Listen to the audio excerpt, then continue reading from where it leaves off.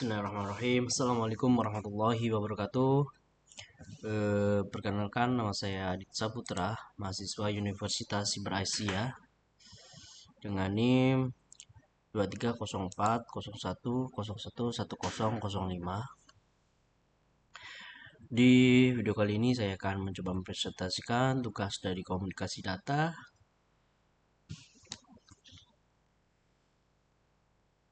Di video ini membahas konsep dasar komunikasi data dan penerapan jaringan ad hoc menggunakan laptop.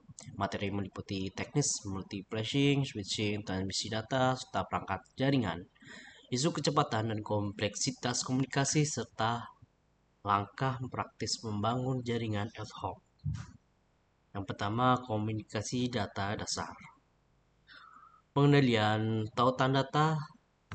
Pengendalian tautan data atau DRL esensial untuk manajemen transmisi data yang efisien dan penanganan kesalahan. Fungsi utama meliputi kontrol aliran, transfer frame, pengakuan, dan batas waktu. Teknik seperti go back and digunakan untuk memastikan kualitas dan pengendalian aliran data. Selanjutnya, multiplexing dan tekniknya. Multiplexing memungkinkan banyak sinyal menggunakan satu kanal secara efisien. Jenis utama meliputi frequency division multiplexing dan time division multiplexing. Teknik canggih seperti TDM statistik dan ADSL digunakan untuk optimasi bandwidth dan sinkronisasi data. Selanjutnya, jaringan switching, sirkuit dan paket switching. Jaringan switching memungkinkan transmisi data jarak jauh melalui node dan stasiun yang saling terkoneksi. Sirkuit switching mengalokasikan jalur khusus sepanjang sesi, sedangkan paket switching membagi data ke paket kecil untuk efisiensi.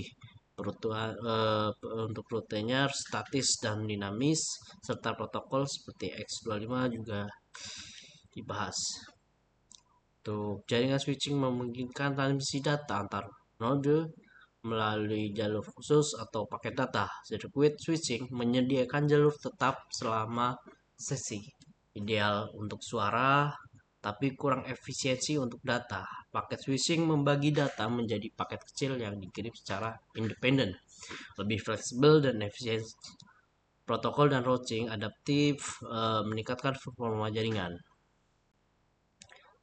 Dan jaringan modern dan jaringan ad hoc, teknologi ATM dan frame relay.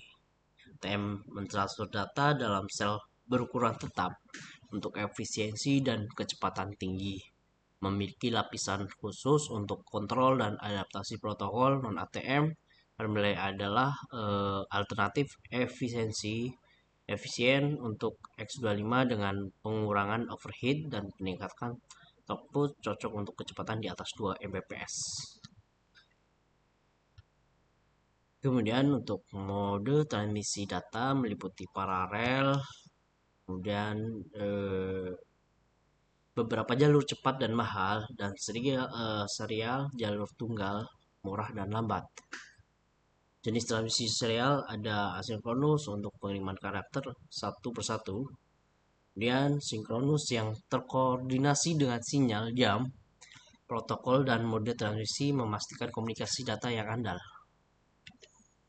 Untuk implementasi jaringan ad hoc dengan laptop, jaringan ad hoc memungkinkan koneksi nirkabel peer to peer tanpa perangkat perantara. Implementasinya dimulai dengan mengaktifkan WiFi, mengatur nama jaringan dan keamanan, lalu memeriksa status koneksi. Laptop dapat saling terhubung untuk berbagi data dalam jaringan yang mudah dibangun dan fleksibel. Kesimpulannya, komunikasi data mencakup berbagai teknologi penting seperti multiplexing, switching, dan transmisi data yang membentuk infrastruktur jaringan modern. Pemahaman perangkat jaringan dan pembuatan jaringan ad hoc menunjukkan fleksibilitas teknologi. Prinsip-prinsip ini menjadi dasar inovasi komunikasi data di masa depan. Mungkin itu saja yang bisa saya sampaikan. Kurang lebihnya mohon maaf. Wassalamualaikum warahmatullahi wabarakatuh.